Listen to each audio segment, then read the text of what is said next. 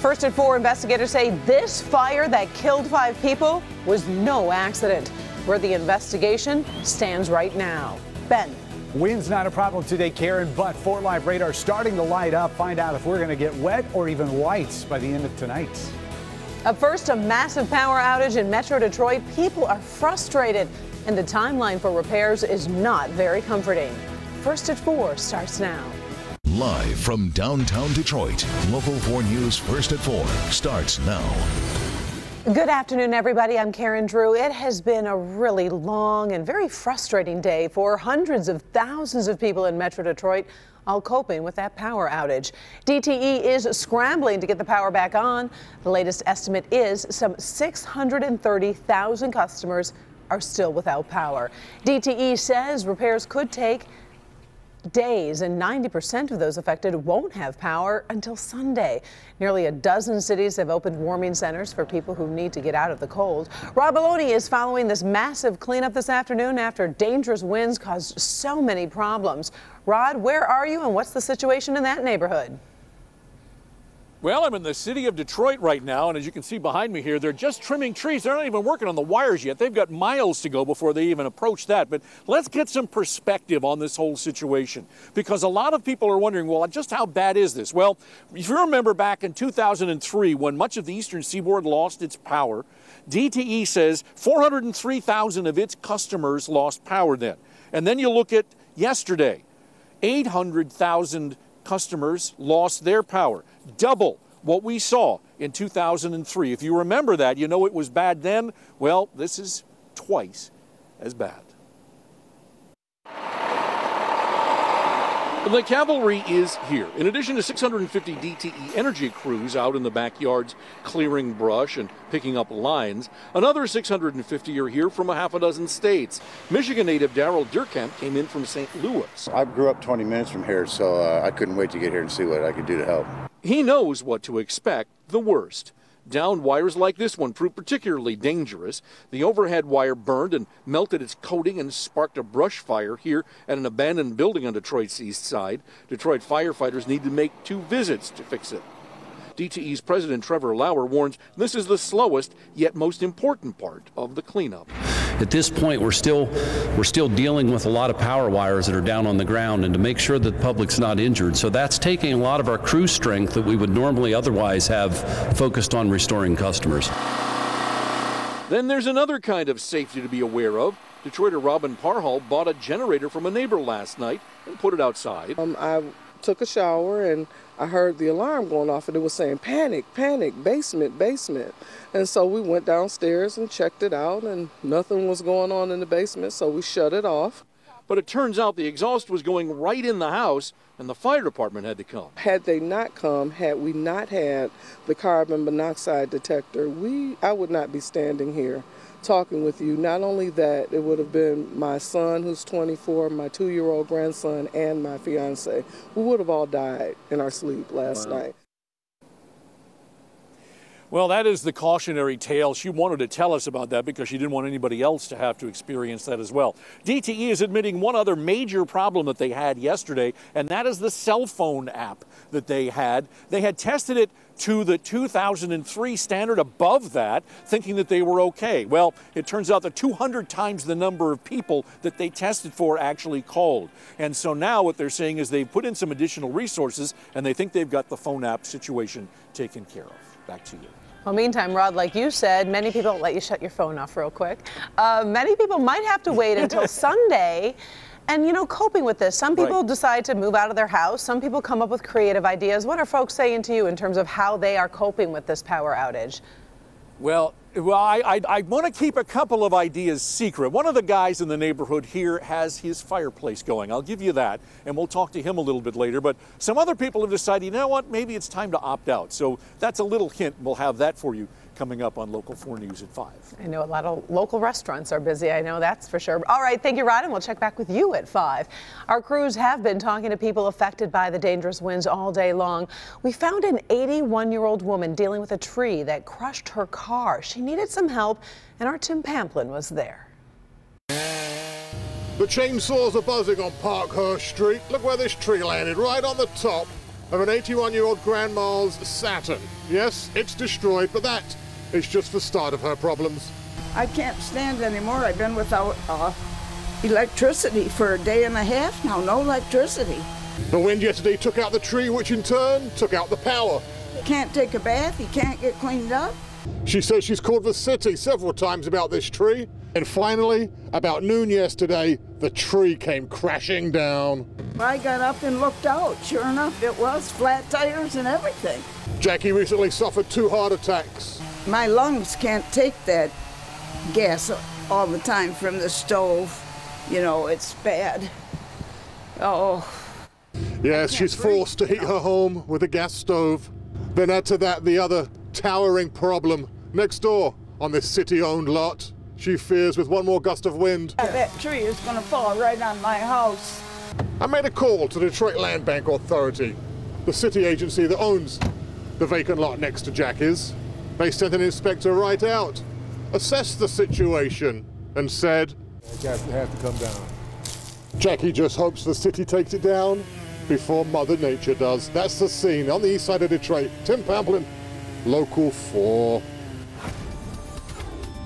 In today's first forecast, things are much more calm than 24 hours ago. But Ben Bailey tells us, get ready. Some changes are in store. Yep. What's up, Ben? There's the first one, Karen. We've got stuff showing up on 4 Live radar. You see most of these colors are green right now as temperatures still in the 40s in a lot of spots. But on the northern edge of this, we're getting reports of light snow at Metro Airport and also down into Monroe County, actually in Grosse Ile as well. Adrian Monroe showing up with dry conditions right now. So a lot of this moisture not quite making it to the ground yet. But as we get into the evening hour, we will be seeing some light snow. Again, that's mainly going to be in our south zone. Accumulation is not going to be much. We'll discuss that. Temperatures falling through the day tomorrow and no real warm up as we get into the weekend. So get set for some chilly conditions, and the winds will be increasing tomorrow. We'll discuss that in your 7-day forecast coming up, Karen. All right, thank you, Ben. Our coverage of the massive power outage is just getting started. Tonight at 5, Help Me Hank will show you how to avoid storm repair scams. They are already going on. We hate to tell you about that. At 6, we answer the top 4 questions customers are asking DTE, and many people without power are turning to Click on Detroit for assistance. We have information there about how to keep your pipes from freezing, food safety, and where to find warming centers. ClickOnDetroit.com. Also, first of 4, a suspect is in custody right now in connection with a deadly fire at a group home. 5 people were killed when the group home caught fire on the city's east side. If you recall, we were live on the scene yesterday as firefighters battled those flames. 4 others were taken to the hospital. Investigators do suspect arson and also say yesterday's high winds helped the fire spread so quickly.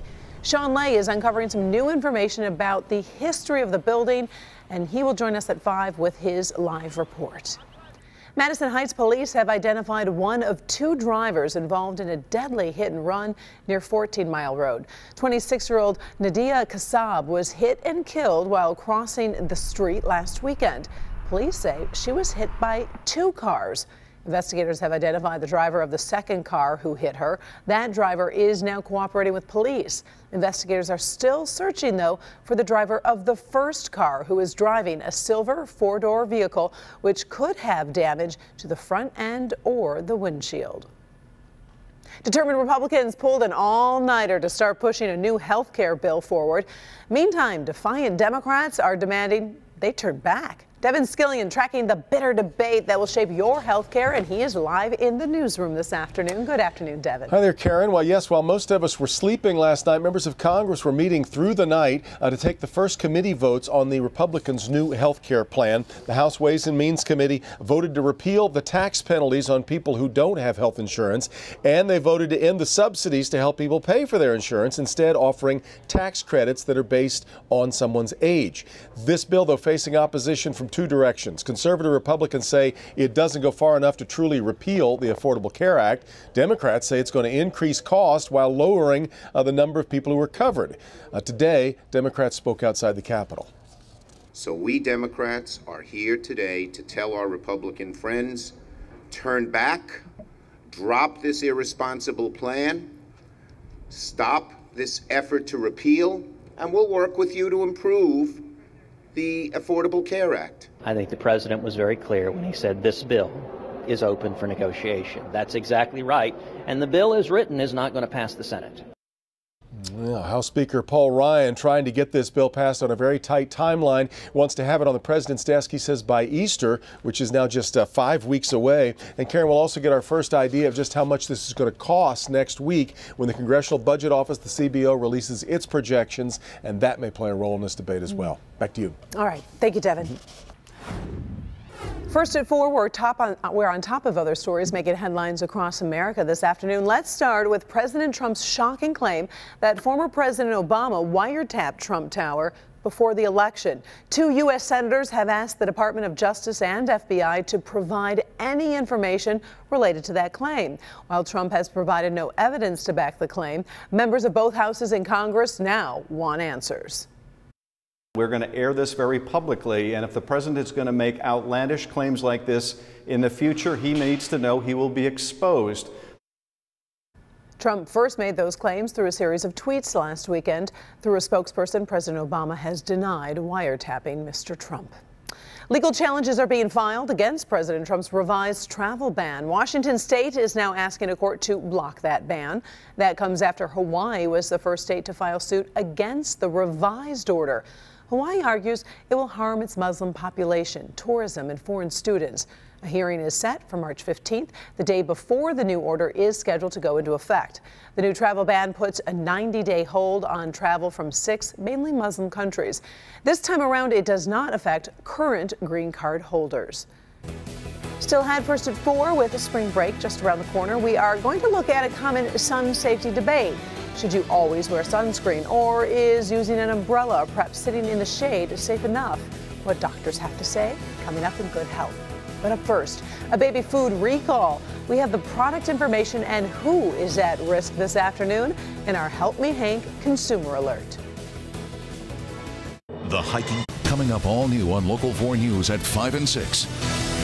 A church in Clinton Township is getting some backlash after a sign posted out front. What the sign says and how the community is responding. We've got a Help Me Hank recall alert for you this afternoon as Gerber is recalling cheese ravioli because it doesn't list a possible food allergen. The recall involves Gerber cheese raviola pasta pickups. The company says the egg allergen is missing from the label, which is supposed to alert parents of possible allergens in the food. So right now, Gerber says no illnesses have been reported and only those with an allergy or severe sensitivity to eggs are at risk. In Good Health, heading to the beach perhaps for spring break? Well, don't count on one of those really big beach umbrellas to protect your skin or your kids. A new study compared 2 groups of fair-skinned people. One group wore sunscreen, the other sought shade under an umbrella. After 3.5 hours of sun, the umbrella group had significantly more sunburn than the sunscreen group. Experts say a combination of sunscreen, shade, and protective clothing is definitely your best bet. The nice part about the clothing is it stays with you and it doesn't matter the angle and you don't have to reapply. You know, there's downsides to each of these different entities, so if you use them all together, they actually do help each other protect you better.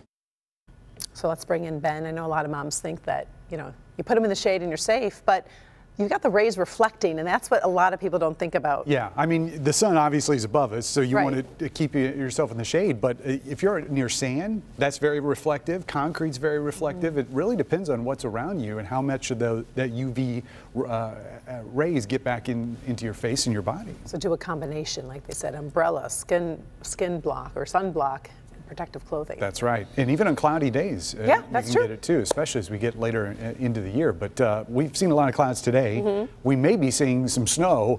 So I know there's not going to be a lot of folks out trying to catch some rays today. 10 miles an hour, though, is the fastest wind speed that we have on the map. That's good news. And we anticipate that these winds are going to remain light at least through tonight. We will see them ramp up tomorrow, but nowhere near what we had yesterday. A lot of clouds out there as you look out over downtown Detroit. Still looking at a little bit of light snow at Metro with that temperature at 40 degrees. Relative humidity right now at 53%. We have some very dry air near the surface. We're just getting a couple of those flakes that are actually reaching the ground and we'll probably see a few more as the humidity levels start to increase as this moisture makes it down towards the surface. But that really is the only spot of precipitation that we're watching, mainly in the southern end of our metro zone and our south zone, even though it's showing up as green there on the radar, that is falling as light snow where it's actually making it to the ground. That's not going to last all night. We'll see it go for probably the next few hours or so. And again, this is mostly going to be an issue for our south zone. Should not see any significant accumulations. It may coat the ground in a couple spots, and that's going to be about it. As we get into Friday, we'll call it partly cloudy across the area. Temperatures, though, are going to be on their way down through the entire day. We'll be seeing our highest temperature on Friday right at the start, and not really recovering much as we get into the upcoming weekend. So these are the morning commute temperatures in your 4-zone forecast. We'll be around 27 here in the city, 28 at the airport, and 28 downriver tomorrow morning. South zone may get close to 30 here, or still around 30, I guess, as temperatures are falling. 29 in Lambertville and Luna Pier, and 27 up towards Tecumseh. Noticeably cooler here in our west zone, especially in Howell, Fenton, and up towards Flint. Low and mid 20s expected there. And in our north zone, walking out the door to the low 20s across Sanilac County, and closer to mid 20s down here around M59. Not much of a warm up, as we mentioned, as we get through the rest of the day. In fact, those numbers continue to fall. We'll be in the teens by evening and continue falling to a low of 14 as we get into Saturday morning. Barely recovering to the freezing mark there on Sunday afternoon, and we'll slowly make our way back to the 40s, but it's going to be Thursday before that happens. Don't forget to set your clocks forward 1 hour before you go to bed as we spring ahead to daylight saving time on Sunday. Karen? All right, looking forward to that. Thank you, Ben. People are talking about a new celebrity couple in today's trending stories. Here is a hint. Some people have already dubbed them J-Rod. You know who it is? Up first, the race to a delivery date between two online sensations is over. We have some baby news. Which one had the baby? Oh, you're going to find out when we come back. Okay, let's talk about what's trending this afternoon. April the giraffe is still keeping millions of people in suspense. April is the giraffe. But this woman who was doing that spoof that went viral, well, guess what? She is the new mom. We told you about Erin Dietrich impersonating the giraffe earlier this week. Her video has grabbed over 30 million views, and she's been on shows like Inside Edition. Look at her there. Dietrich gave birth last night. She even wore the giraffe mask again after delivering an 8-pound baby boy. You know, she's got a good sense of humor. People have been waiting for April, the real giraffe, to give birth since February 23rd. Her poor kid is going to see that and just freak out. That's the only negative about social media, because it's like she's already set the stage now for this baby that hasn't even started his life. Yep. Yeah, I know.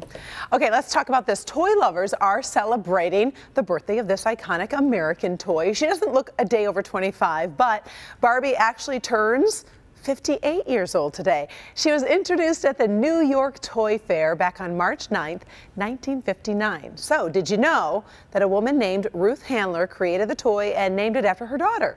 And by the way, Barbie does have a real name, like a real long name. Barbie is the first name, middle name Millicent, last name Roberts.